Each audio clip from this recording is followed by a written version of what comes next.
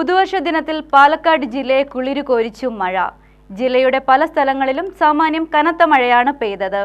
സാധാരണ ഡിസംബറിൽ തുലാവർഷം പിൻവാങ്ങേണ്ടതായിരുന്നെങ്കിലും ഇത്തവണ അതുണ്ടാകാത്തതാണ് മഴയ്ക്ക് കാരണമെന്ന് വിദഗ്ധർ.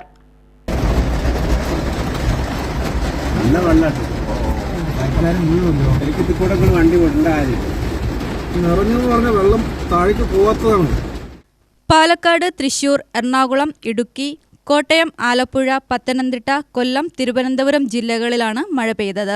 ഇന്ന് കോഴിക്കോട്, എറണാകുളം ജില്ലകളിൽ മഴ സാധ്യതയുണ്ട്. നാളെ വയനാട്, എറണാകുളം ജില്ലകളിൽ മഴ പ്രതീക്ഷിക്കാം. ജനുവരി 7-ന് ശേഷം ഇനി മഴയ്ക്ക് സാധ്യതയുണ്ടെന്നാണ് വിദഗ്ധർ പറയുന്നത്.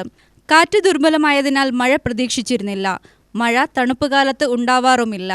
ബംഗാൾ ഉൾക്കടലിൽ കിഴക്കൻ തരംഗം എന്നറിയപ്പെടുന്ന ന്യൂനമർദ്ദം രൂപം കൊണ്ടതാണ് മഴയ്ക്ക് കാരണം എന്നാണ് വിദഗ്ധർ പറയുന്നത്.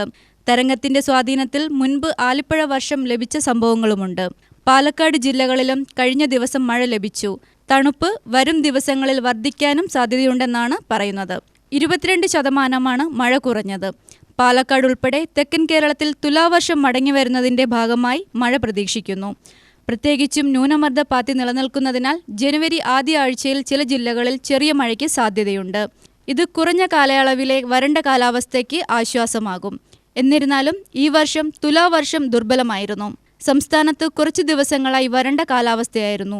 ഈ വർഷം തുലാവർഷം സാധാരണ ലഭിക്കേണ്ട മഴയേക്കാൾ 21% കുറവായിരുന്നു. 2025 തുലാവർഷ കലണ്ടർ ഔദ്യോഗികമായി അവസാനിച്ചപ്പോൾ കേരളത്തിൽ 21% മഴ കുറവാണ് രേഖപ്പെടുത്തിയത്. UTV news, Palakkad.